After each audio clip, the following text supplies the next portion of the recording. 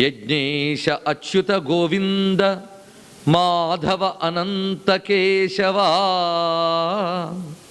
కృష్ణ విష్ణో హృషీకేశ వాసుదేవ నమోస్తుతే. శ్రీ వాసుదేవ నమోస్తుతే.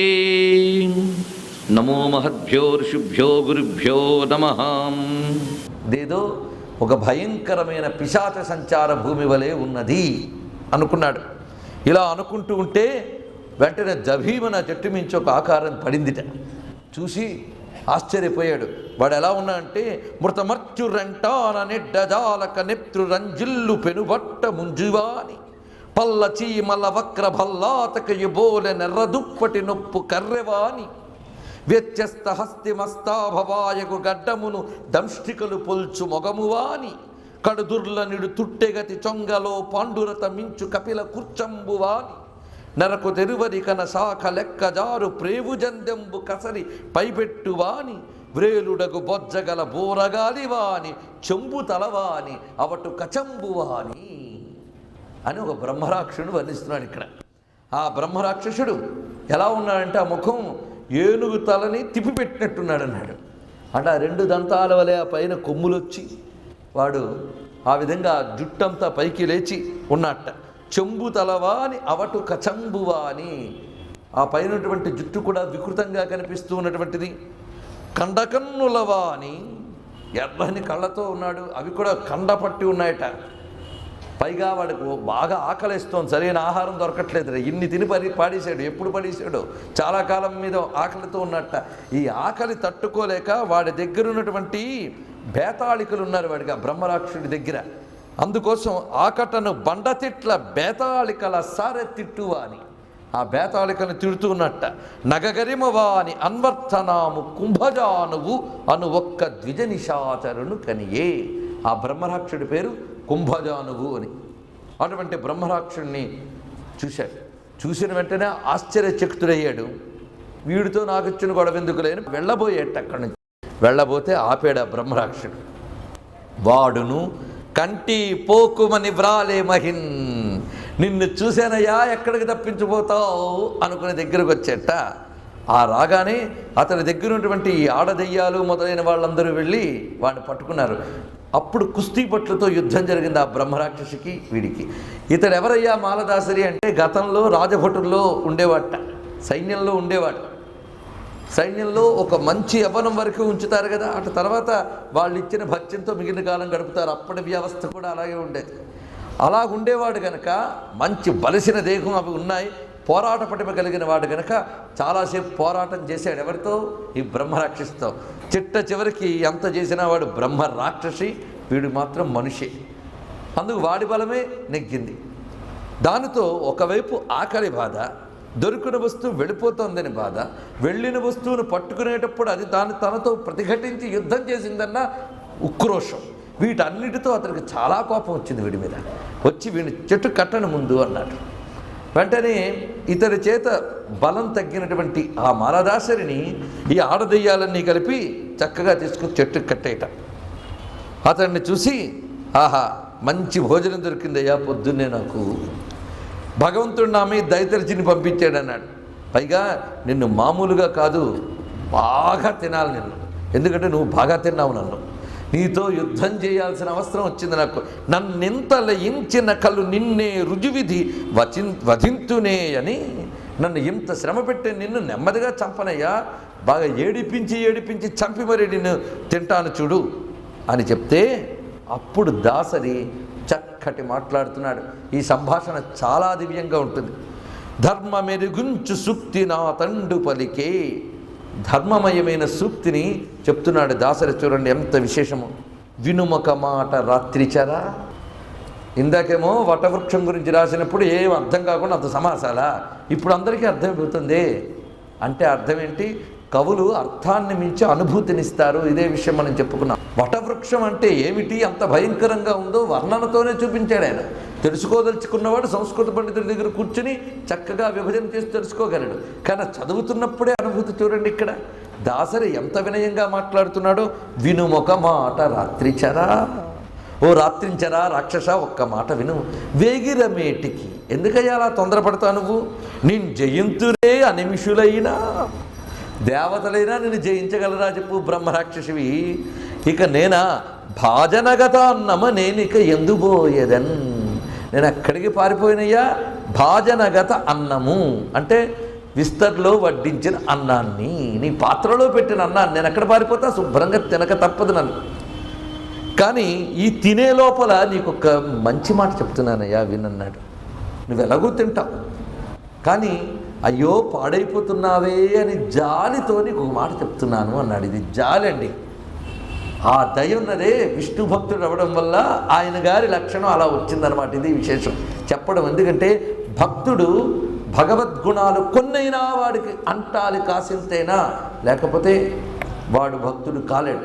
ఏదో కొన్నైనా అంటే ప్రపంచాన్ని సృష్టించడం, పాలించడం, ఇవండి అంటే ఇవి కాదు. ఇందాక చెప్పిన దివ్య గుణములు, ఆ దయాళుత్వము, మాధుర్యము, ఇంద్రియ నిగ్రహము, వదాన్యత, ఈ దివ్య గుణములు కొన్నైనా మనకున్నాయా అంటే అప్పుడు మనం భక్తిలో కొంచెమైనా ముందుకు వచ్చినట్లు. అవేవీ లేకుండా భజన మాత్రం 24 గంటలు చేస్తున్నామంటే ఇంకా ప్రారంభావస్థ కన్నా ప్రారంభంలో ఉన్నామని అర్థం. అందుకే మన ప్రోగ్రెస్ రిపోర్టు మనమే చూసుకోవాలి, ఎవడూ కాదు.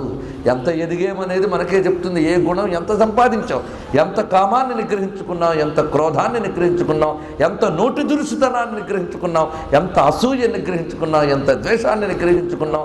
ఇవే చెకప్ మనకి మనమే, ఎవడో కాదు. మనకి స్కానింగ్ చేసే మిషన్లు మనస్సుకి బయట లేవు, మన మనస్సే స్కానర్. దాని నుంచి ఒప్పుకోవాలి, మనల్ని మనం దిద్దుకోవాలి, మనం బాగుపడడం వల్ల ఎవడికో ప్రయోజనం లేదు, మనకే ప్రయోజనం. అందుకోసం మనల్ని మనం బాగు చేసుకోవడానికి ఇవన్నీ. ఈ విష్ణు భక్తి వల్ల ఇతనికి వచ్చిన సాధు లక్షణం ఏమిటి అంటే, అయ్యో అసలు తత్వం తెలుసుకోకుండా తిండి కోసం దౌర్జన్యం చేస్తున్నారే అని జాలి పుట్టిందండి ఆయనకి. ఆ జాలితో అంటున్నాడు, భాజనగతాన్నమనేనిక ఎందుపోయేదన్ పెనగక ప్రాణరక్షణముపేక్షయునొచ్చుట పాపము.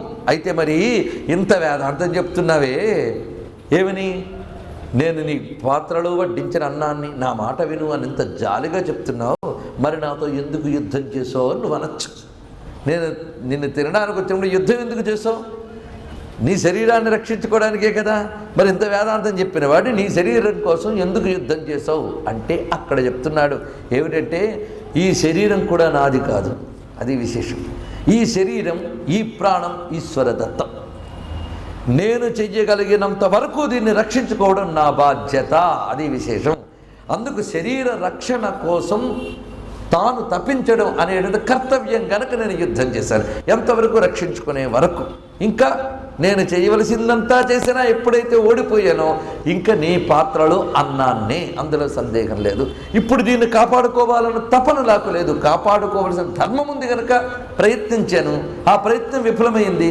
ఇంకా నీ ఇష్టం, నాకు ఆనందమే నువ్వు తినడం. సరే ఇంకెక్కడికి పోతా అని చెప్పు. ఇందుకై కనలకు, నీతో యుద్ధం చేశాను కదా నా మీద కోపగించుకోకు సుమా, నాకు మేనియడ కాంక్షయు లేదు, అది చెప్పేశాడు. నాకు ఈ శరీరం మీద కాంక్ష లేదయ్యా, ఇది పోవిటే, ఇది పోవడం దీని లక్షణం, అది మంచిదే జరగని. పైగా ఎటువంటి శరీరం ఇది? మలిన భూయిష్టమైన శరీరం, దీనితో ఎవడిని ఆనందింపజేయలేం అనేది సందేహం లేదు. అందరినీ బాధించడం తప్ప ఎవరినైనా ఈ శరీరంతో ఆనందింపజేయగలమా? ఎప్పుడు ఏమనుకోవాలి అంటే, ఇచ్చిన ఉపాధితో ఎంతమందిని ఆనందింపజేయగలిగేమనేది ప్రశ్నించుకోవాలి. అది లేని దేహం నాకొచ్చిందయ్యా ఆ భాగ్యం, ఇది నువ్వు తినడం వల్ల నువ్వు తృప్తి చెందుతావు, ఆ విధంగా నా దేహం వినియోగింపబడుతుందంటే నాకన్నా భాగ్యశాలి ఉన్నాడా? ఎంత చక్కగా అంటున్నాడో చూడండి ఇక్కడ. ఎవ్వడే ఒక ప్రాణి సంతసిలుట ముక్తి పొంతగనుట మేలకాదే, శిబియ మేల్బంతి కాడే. శిబి చక్రవర్తిని ఉదాహరణ చేస్తున్నాడు, తన దేహాన్ని ఇచ్చినటువంటి. అయితే కాపాడుకుంటే నిలిచిపోతుందా? అశ్వరపు దేహము అమ్మి పరముగనుట మేలు కాదే. ఈ అశ్వరపు దేహము అశాశ్వతమైన ఈ దేహంతో పరమాన్ని పొందడం కన్నా గొప్ప విషయమైన ఏమున్నది? ఎప్పుడో ఒకప్పుడు పోవలసిందే దేహం. ఎన్ని కాపాడుకున్నా రోగానికైనా పోతుంది, గ్రహాలు పట్టైనా పోతుంది, లేదా తేలు కట్టైనా పోతుంది, దొంగకైనా దొరికిపోతుంది, దొరకైనా దొరికిపోతుంది, మృగానికైనా దొరికిపోతుంది, రోగానికైనా పోతుంది. అందుకే తెవులైనన్ గ్రహం పైన తేలైనన్ కరమైన ఆత్మ పెందెవులైనన్ జలం పైన తెక్కలి అయిన మృగాగ్నులైన వ్రణం పైన త్రాచైన పిడుగైన తీర్చును. ఎంత డెలికేట్ బాడీ అండి ఇది. ఒక చిన్న పాము కాటు వేస్తే చాలు ఇంత దేహం పోయింది. 100 ఏళ్ల అహంకారం ఒక్క పాము కాటుకు పోయింది. ఇంత 100 ఏళ్ల అహంకారం అంటుకున్న ఒక్క నిప్పు కణికకే ఎగిరిపోతుంది, ఒక జలధారక కొట్టుకుపోతుంది. అహంకరించి వెళుతున్న ఒక వ్యక్తి 100 ఏళ్ల బ్రతుకు నాది అని విర్రవీగిన వ్యక్తికి ఒక ఉప్పెన వచ్చి కొడితే ఆ కెరటపు ధాటికి ఎక్కడికి పోతాడో. ఇటువంటిదయ్యా ఈ దేహం నీకు సేవకు వచ్చిందంటే అంతకన్నా కావలసిందే ఉంది. సరే, నన్ను తినే లోపల అది ఎట్లుండే ఇంకొక హితంబు చెప్పేదా. ఒక్క విషయం చెప్తున్నాను చూడు.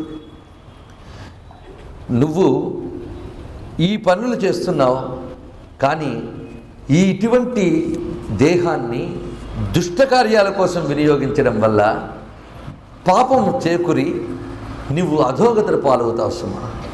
అందుకు వీటిని విడిచిపెట్టమని, ఇటువంటి దుష్టత్వ కార్యక్రమాన్ని విడిచిపెట్టమని నీకు బోధించదలుచుకున్నాను అన్నట్ట. అది ఆయన హితవు కోరి చెప్పాడు. ఎందుకంటే ప్రాణాన్ని పోషింపజేసుకోవడానికి మరో ప్రాణిని హింసించడం అనేటువంటిది తగదు నాయన అని బోధించట. బోధించిన వెంటనే ఆ దాసరికి సురద్రోహి ఇట్లనియే వెంటనే అన్నట్ట, చెవులు మూసుకుని, చంపకు చదువులా, నీ చదువులతో నన్ను చంపకయ్యా అన్నాడు. నువ్వు ధర్మ పన్నాలన్నీ, అప్పటికి చాలా ఉపన్యాసం ఉందిలేండి, అందుకే నేను అంతా చెప్పలేదు, చాలా చెప్పాడు. ఉపనిషత్తులు కోట్ చేసాడు అంటే తనకు తెలిసినంత మేరకు ఇవి అవి చెప్పాడు. పైగా అంటాడు, నా నోటితో అనను గాని పెద్దలనగా విన్నాను, ఈ దేహాన్ని భగవత్ సాధన కోసం వినియోగించాలని, ధర్మ సాధన కోసం వినియోగించాలని. శరీర మాధ్యం ఖలు ధర్మ సాధనం అంటే ధర్మ సాధనకు భగవంతుడు నీకు ఇచ్చిన ఉపకరణాల్లో గొప్పది ఈ దేహం అన్న మాట విన్నాను. అలాంటి ఈ దేహాన్ని అధర్మంతో పోషించుకోవడం తగునా అంటే చంపకు చదువులా అన్నాడు. అని నువ్వు నాకు శాస్త్రబోధ చేస్తావా, నేను చదవని శాస్త్రాలు ఉన్నాయా అన్నాడు. అంటే బ్రహ్మరాక్షి వీడిని మించి చదివాడండి, అది విశేషం. మహాపండితుడైన వాడే బ్రహ్మరాక్షుడు అవుతాడని తెలుసుకోండి. గొప్ప పండితుడు, గొప్ప శాస్త్ర సంపద కలవాడు పాపాత్ముడైతే వాడి తర్వాత రెడీగా కాచుకున్న జన్మ ఏదంటే బ్రహ్మరాక్షుడి జన్మ. అది విశేషం. అందుకు పాండిత్యం ఉన్నదని అహంకరించడం కాదు, వాడు ఇంకా జాగ్రత్త పడాలి. వాడు కానీ ధర్మం తప్పితే వాడికి వచ్చే గతి ఏమిటో చూపిస్తున్నాడు. చంపకు చదువుల మేము పఠింపని శాస్త్రములే ఆచరింపని శృతులే. మేము చదవని శాస్త్రాలు ఉన్నాయా, మేము చెయ్యని వేదాలు ఉన్నాయా, ఇంపవవి నమ్మవే. సరే, నువ్వు ఇంత వేదాంతం చెప్పి శరీరాన్ని హింసకు వినియోగించకన్నావే, నేను చెప్తున్నా నీకు ఇంత కౌంటర్ వినన్నాడు. చూడండి ఇక్కడ, ప్రథమాం పిబతే వన్నిహి మంత్రం చెప్పాడు. ఇతనైతే మంత్రం చెప్పకూడదు కనుక నేను చెప్పనున్నాడు, ధర్మం చెప్పాడు. ఆయన మంత్రం చెప్పాడు, బ్రహ్మరాక్షుడు కదా, మంత్రం చెప్పచ్చు. అందుకే ప్రథమాం పిబతే వన్నిహి, దేన్నైనా ముందు తాగేసేవాడు తినేసేవాడు ఎవడు? అగ్ని. మరి అన్నీ తినే అగ్ని నువ్వు పవిత్రుడు కొలవట్లే, మరి నేను తింటే తప్పొచ్చిందా అన్నాడు ఆయన. వాడు లాజిక్ వాడు తీస్తున్నాడు. నిలుమో హోమము వారి భ్రాతలను చున్ని వంటి ఈ అగ్నికి సంబంధించినటువంటి యజ్ఞము కర్మలు మొదలైనవన్నీ చేసే బ్రాహ్మణ కులం నుంచి వచ్చిన బ్రహ్మరాక్షణుడు. అందుకోసం మేము తినొచ్చు, పర్వాలే. వారల్ సుధాళులు అపూతాసులు గారటంటి. పైగా దేవతలందరూ కూడా సుధాసులు, వారు అమృతాన్ని వాటిని భుజిస్తారు, అపవిత్రములన్నీ ముట్టుకోరు. అంటే ఒక్కసారి గరుత్మంతుడి కథ ఏమంటావు? ఆయన గారు అమృతమే పట్టుకొచ్చారు. ఆ అమృతం ఏం చేశారు? హరికి సకుడును రథమును అగు గరుడు దొరికిన అమృతంబు సురలకు మరలనిచ్చి, ఆయన దొరికిన అమృతం దేవతలకు ఇచ్చేసి అహులు కూడుగా వరమునని అడిగికొనడే. నేను పాములు తింటూ బతకాలని కోరుకున్నాడు. ఎందుకయ్యా?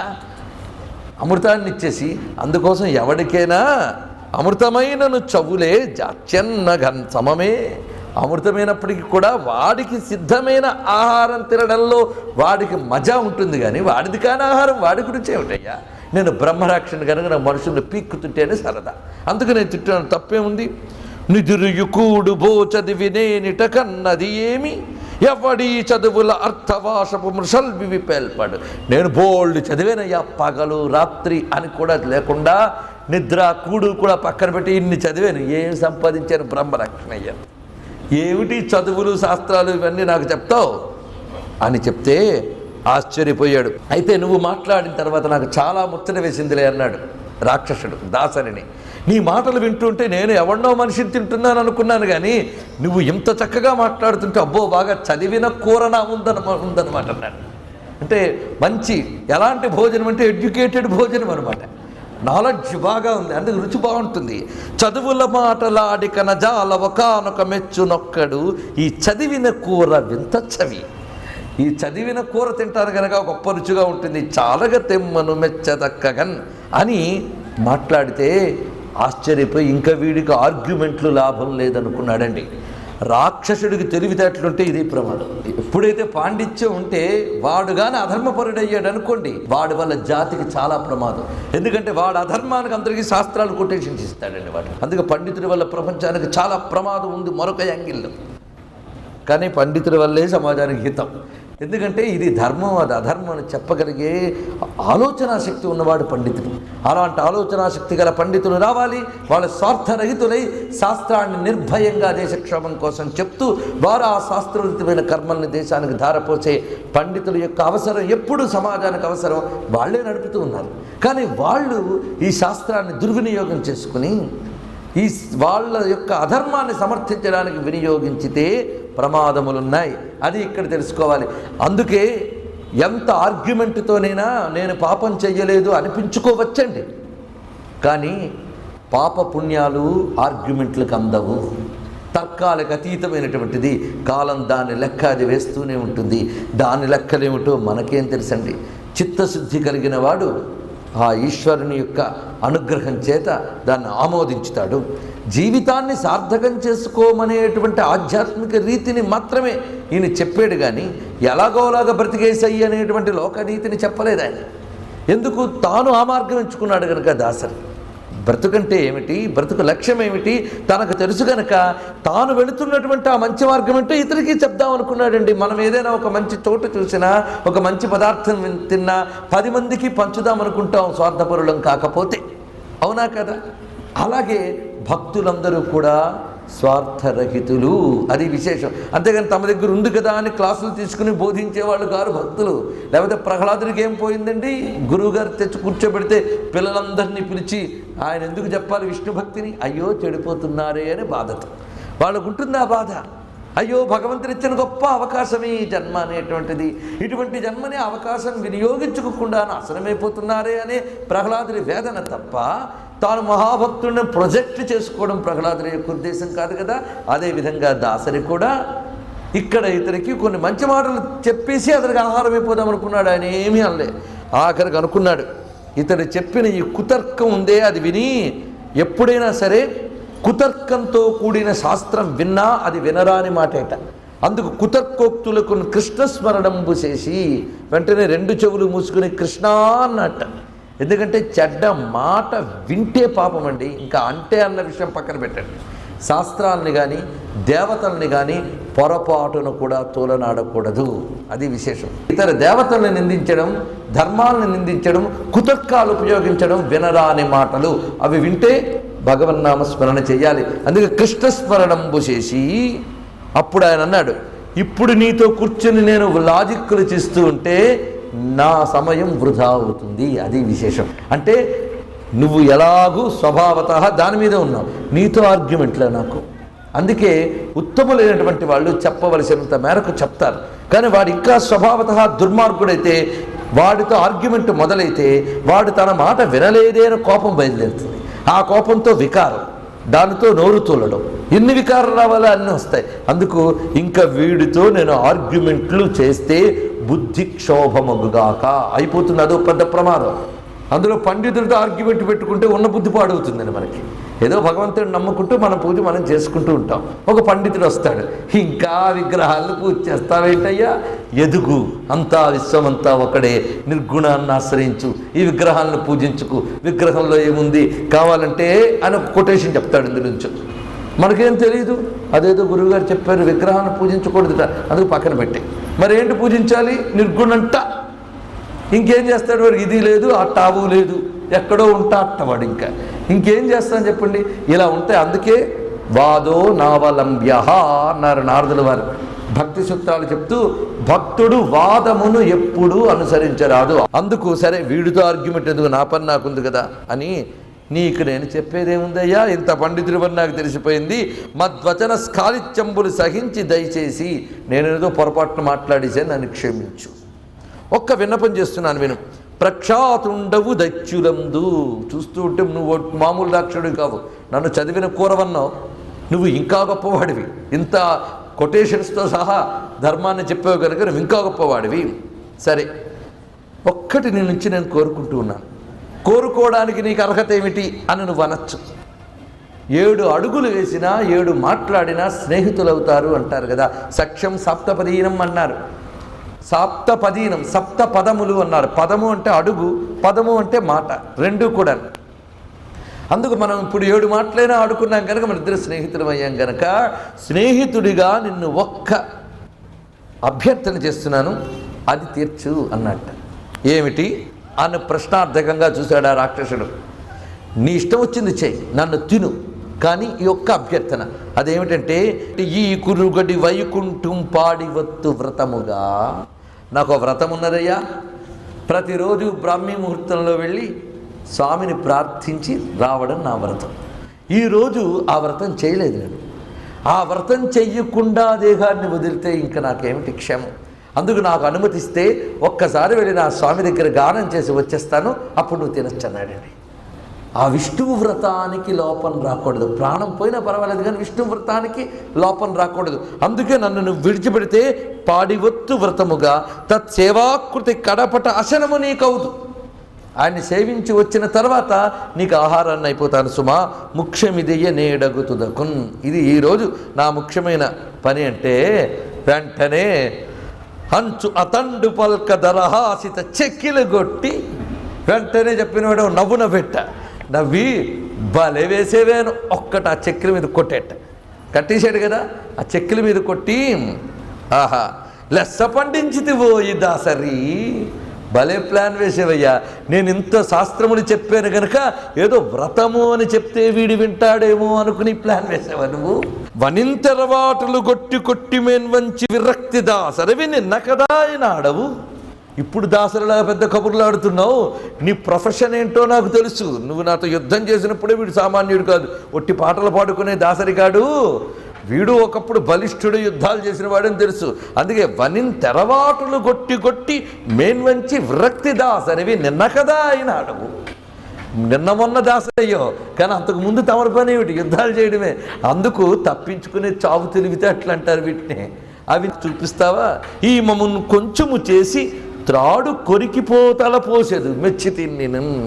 వలలో చిక్కినటువంటి జంతువు తాడు కొరుక్కొని పోవాలన్నట్లుగా నువ్వు ఈ ప్లాన్ వేసేవా? మెచ్చి తిని. భలే ఆలోచించవులే. కానీ ఏ రాజ్యంబున 2 నోరు కడివోని బాధ పాలించు. ఏ మనిషి అయినప్పటికీ కూడా నోటి దగ్గర వచ్చిన కూడిని వదులుకుంటాడా చెప్పు? ఆ కూడు ఎంత మొరబెట్టినా వదలడయ్యా, నోట్లోకి వెళ్లాల్సిందే. ఇంకే రాజ్యంబున 2 బాసకయమే నీ దానయే తెంచు. అంతేకాదు, ఇంకే నరుడైనా సరే మాట ఇచ్చాను కదా అని శరీరం మళ్ళీ ఇవ్వడానికి వస్తాడా? వాడు ఉండడు, వీడు ఉండడు. నోటి దగ్గర కూడుదురుకునే వాడు ఉండడు. నన్ను తినవయ్యా మాట ఇచ్చారు కదా అని వచ్చే మూర్ఖుడు ఉండడు. కనుక ఎందుకయ్యా, నేను మంచివాడిని కాను, నువ్వు మంచివాడివి కావు. అందుకు నేను నొదలు నువ్వు శుభ్రంగా తింటాను, ఇక్కడ ఉండన్నట్ట. ఈ పాఠం నే చననీమియిన్ మగిడి నీవా రామియున్ తెల్లము. నిన్ను నేను పంపను అనేది నిజము, నువ్వు తిరిగి రావన్నది నిజమే అన్నాడు. అది అందుకు మేలారం తుల్పలు పల్కులంచెకుల ఎలా చింతలేలా అవగల్. అందుకు ఎలా తప్పించుకోవాలా అనేటువంటి ఆలోచనలు చేసి ఆందోళన పడుకు, ఆవేదన పడుకు, హాయిగా నాకు ఆహారం అయిపో అన్నాడు.